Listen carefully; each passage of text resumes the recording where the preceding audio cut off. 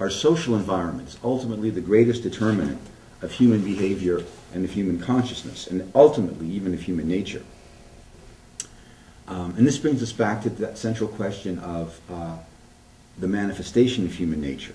There's a really great short essay that appeared in Monthly Review about 10 years ago by Will Miller, and it's called Social Change in Human Nature. And he said, the problem is not that some of us are psychopaths and greedy and lack compassion for other people. It's that some of us do. He said, it's not human nature per se, but rather the systems of power and domination that, quote, both produces and selects the most socially stunted among us, those least able to trust and cooperate with others, and places them in positions of power and privilege. It is not the pathology of all human beings, but the pathology of some humans that lies at the root of our current social and economic crisis. These are the people who, again, find themselves in charge of multinational corporations, of military corporations. Joel Bakken makes a really brilliant point that if you analyze the behavior of business, most businesses, as if they were human beings, and they in fact have human rights or civil rights, that this mindless pursuit of profit above all, no matter who gets hurt, no matter what damage is done to the environment and so on, and they take off the points of labeling people psychopathic, and they say, does this apply to corporations? And surprise, surprise, it does. And when you look at whether it's the ongoing, this was talked about yesterday, the ongoing horrors in the Congo where 5 to 6 million people have been killed and nobody's paying attention to it, and the fact that there's a huge amount of resources may have something to do with the lack of attention. So again, what you have is a global economic system. I don't know if this will shock anybody. Global capitalism, which is ruthless and will do whatever it needs to make money in Vietnam, in Nicaragua, in the Congo, in Afghanistan. I mean, take your pick. The case has been made that the U.S. probably would not have invaded Iraq if their main export were coconuts. And I think there's a point to that. What you have is a pathological system as well as pathological corporations. The way they stay in power, they try and do it, a number of ways. Internally, they try and convince people, like Margaret Thatcher said, there is no alternative.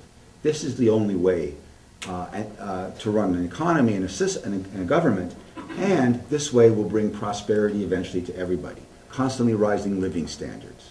Even the poor will eventually find that they're better off. And again, we talked a little about how the media presents these views. They're still talking about how people in East Germany fled communism to freedom 20 years ago. They're still using that kind of terminology. And the subtle indoctrination that takes place is very hard unless you pay attention to it, it's very hard to notice and see how, again, your very almost unconscious views of the world are in fact not a given, but have been constructed by this system. When countries go to war, again, as Gail was saying earlier, they tend to try and justify it's to save human rights. She was talking about how the German attack on Poland was to repel a Polish attack, supposedly. And I mean, you can all think of examples. No one ever is honest enough to say, we want the resources of this country and screw the people who put it, who are there. We want them. We want to make some money. They always come up with some story. We have to go to war, and this is, they really have no other choice.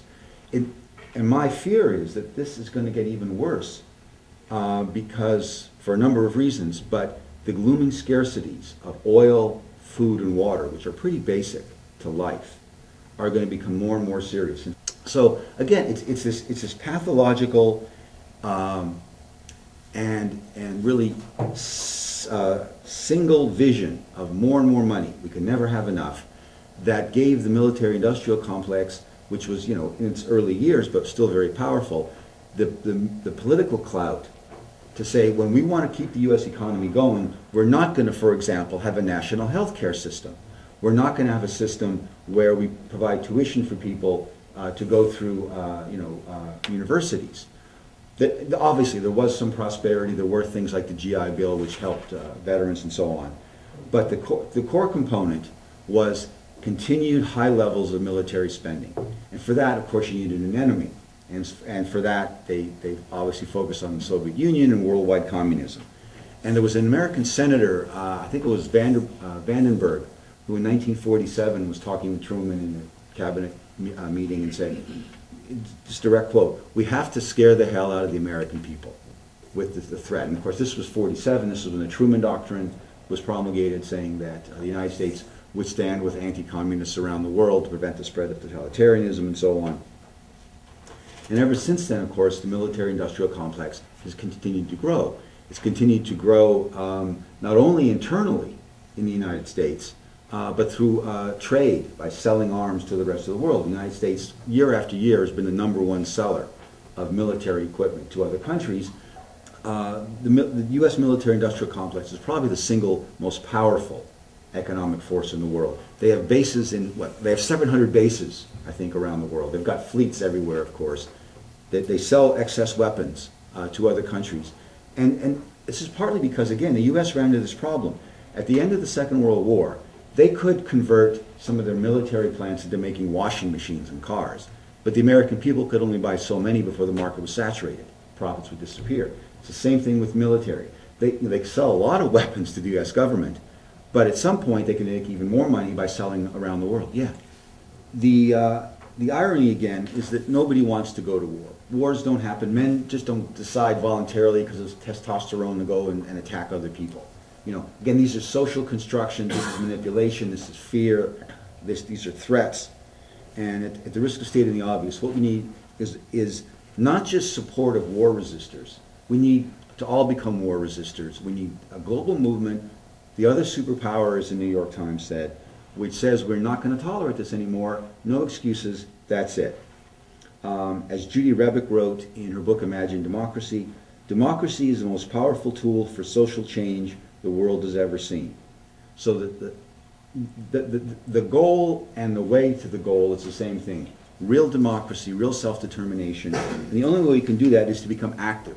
One of the biggest problems that I think keeps people from being active, besides the feeling that it's overwhelming and I can't do enough. Well, of course, you're not going to do it all by yourself. You work with other people.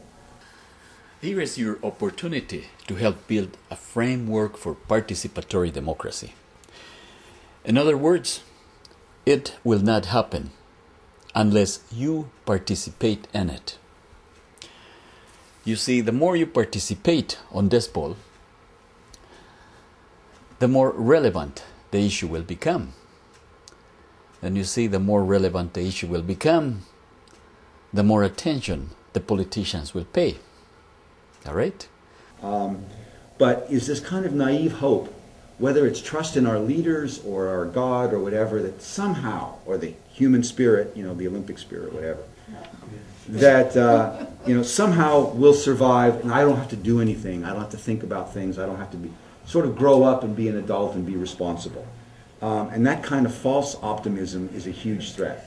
Rather than having hope, we need to be active. You see, the more you participate on this ball, the more relevant the issue will become. And you see, the more relevant the issue will become, the more attention the politicians will pay. All right? The more attention politicians will pay, the more possibilities for social change we will have. And that is what direct democracy is all about. People take